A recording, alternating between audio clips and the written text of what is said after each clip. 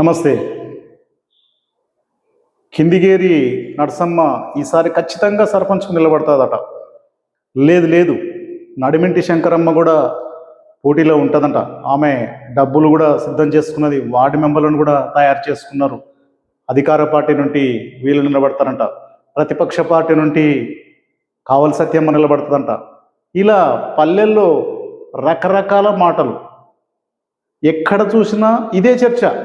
స్థానిక సంస్థల గురించి సర్పంచ్లుగా వీరు నిలబడుతున్నారు, వార్డు మెంబర్గా వీళ్ళు నిలబడుతున్నారు, ఎంపీటీసీగా వాళ్ళు నిలబడుతున్నారు, జడ్పీటీసీగా వీళ్ళు నిలబడుతున్నారు. ఎక్కడ చూసినా ఇదే చర్చ. పల్లెల్లో వేసవి కాలం రాకముందే పల్లెలన్నీ వేడెక్కుతున్నాయి ఈ ఎలక్షన్ల గురించి. ఏ నలుగురు కూర్చున్నా, ఏ ఇద్దరు కూర్చున్నా చర్చ మొత్తం ఇదే. ఏ చావిడి దగ్గర కూర్చున్నా, ఏ చెట్టు కింద కూర్చున్నా మొత్తం చర్చ అంతా ఇదే. పాత వాళ్ళు నిలబడుతున్నారా, లేక కొత్తగా ఎవరు నిలబడుతున్నారు, ఎంతమంది అభ్యర్థులు రంగంలో ఉంటున్నారు, ఎవరెవరు ఎంతెంత డబ్బు ఖర్చు పెడతారు, ఈసారి ఎవరెవరికి మనం సపోర్ట్ ఇవ్వాలి, మనం మద్దతు ఎవరికి ఇవ్వాలి, అధికార పార్టీకి ఇవ్వాలా లేకుంటే విపక్ష పార్టీలకు ఇవ్వాలా, ఇదే చర్చ మొత్తం. ఏ నలుగురు కూర్చున్నా, ఎక్కడ కూర్చున్నా. ఇప్పుడు అన్నీ అంటే లోకల్ బాడీ ఎలక్షన్లు ఇవి జరుగుతున్నాయి కాబట్టి, అతి త్వరలో జరుగుతున్నాయి కాబట్టి పల్లెల్లో ఉండే చర్చ ఇది.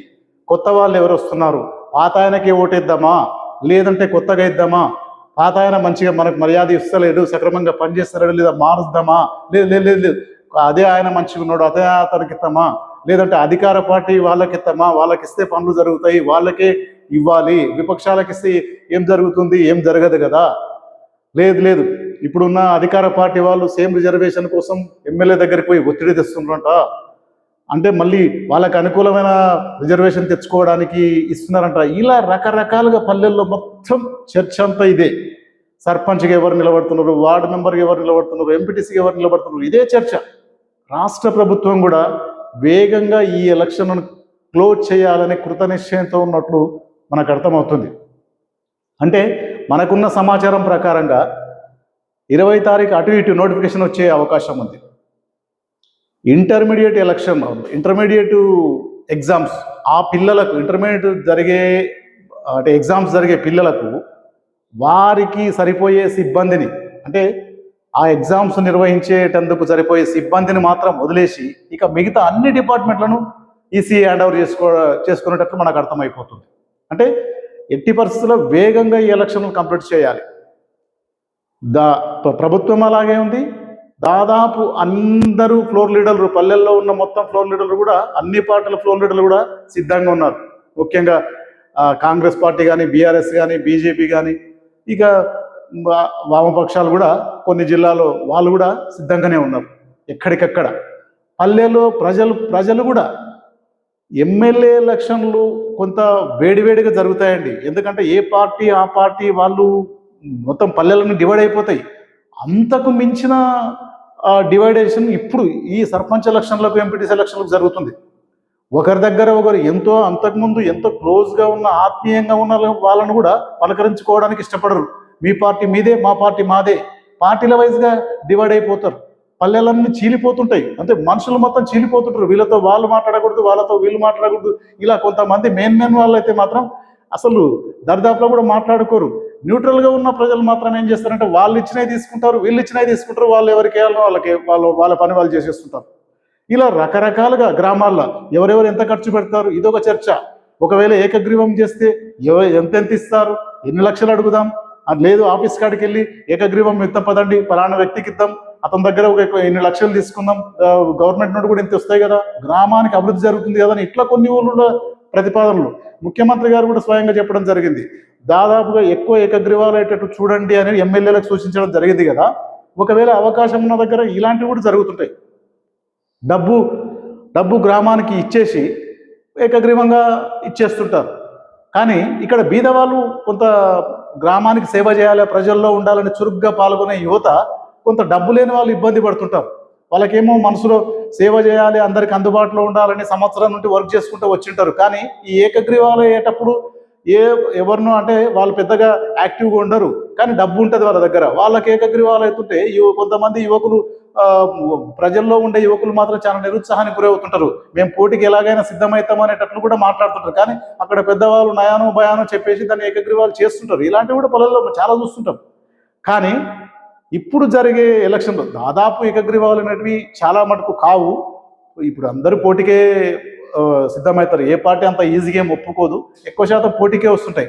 మొత్తం రాష్ట్ర ప్రభుత్వం కూడా 12,800 గ్రామ పంచాయతీలు ఉన్నాయట తెలంగాణ రాష్ట్రంలో. మొత్తం 5,817 ఎంపీటీసీలు ఉన్నాయట, 570 జడ్పీటీసీలు ఉన్నాయట. మొత్తం ఈ మన తెలంగాణ రాష్ట్రంలో ఎంపీటీసీలు మొత్తం ఎంపీపీని ఎన్నుకుంటారు, జడ్పీటీసీలు మొత్తం జడ్పీ చైర్మన్ ఎన్నుకుంటారు. ఈ సంగతి అందరికి తెలిసిన విషయమే. అత్యధికంగా మన తెలంగాణ రాష్ట్రంలో నల్లగొండ డిస్టిక్లో 868 గ్రామ పంచాయతీలు ఉన్నాయట. నల్లగొండ డిస్టిక్లో అత్యల్పంగా అంటే చాలా తక్కువ. మేడ్చల్ మల్కాజిగిరి జిల్లాలో కేవలం 34 మాత్రమే ఉన్నాయట. అంటే సిటీ లోపల కాబట్టి, ఇది జిహెచ్ఎంసీ కిందకి వస్తుంది కాబట్టి చాలా తక్కువగా జరిగే, అంటే తక్కువ గ్రామ పంచాయతీలు ఉన్న జిల్లా ఏదంటే మేడ్చల్ మల్కాజిగిరి అట. ఎక్కువ ఉన్నదేమో నల్గొండ జిల్లా.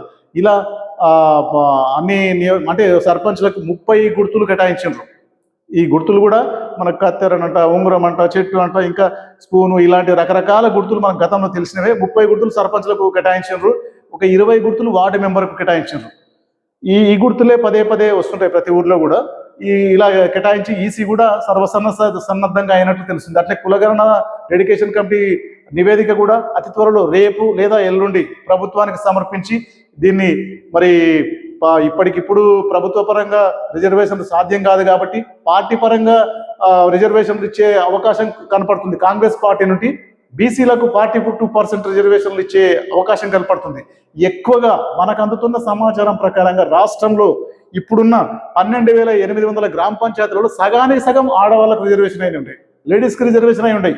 అది బీసీలో కానీ, ఎస్సీలో కానీ, జర్నల్ నియోజకవర్గాల్లో జర్నల్ కేటగిరీలో ఉన్న వాళ్ళు కానీ, ఏవి కానీ సగానికి సగం లేడీస్కి రిజర్వేషన్ అయి ఉంది. మిగతా సగం అందరికీ జర్నల్గా అంటే మగవాళ్ళందరూ నిలబడవచ్చు. ఈ లెక్కలో ఉన్నాయి కాబట్టి లేడీస్కి కూడా ఈసారి సగము అంటే 6,400 మంది సర్పంచ్లు అయ్యే అవకాశం ఖచ్చితంగా లేడీస్కి ఉంది.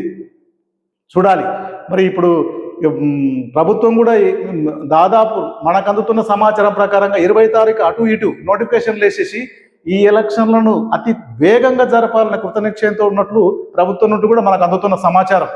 అంటే ఇంటర్మీడియట్ ఎలక్షన్లు అక్కడ జరుగుతూనే ఉంటాయి. ఇవి 2 విడతల ఆ సర్పంచ్, వార్డు మెంబర్లను ఒకసారి, ఎంపీటీసీ, జడ్పీటీసీ ఒకసారి, ఈ 2 విడతల మిగతా సిబ్బందిని అంటే అన్ని డిపార్ట్మెంట్లను ఉపయోగించుకొని ఈసీ కూడా వేగంగా నిర్వహించేటట్లు మనకు అర్థమవుతుంది. పల్లెలు మొత్తం ఎక్కడ చూసినా, ఏ నలుగురు కలిసినా ఇదే టాపిక్తో పల్లెలంతా వేడెక్కి ఉన్నాయి.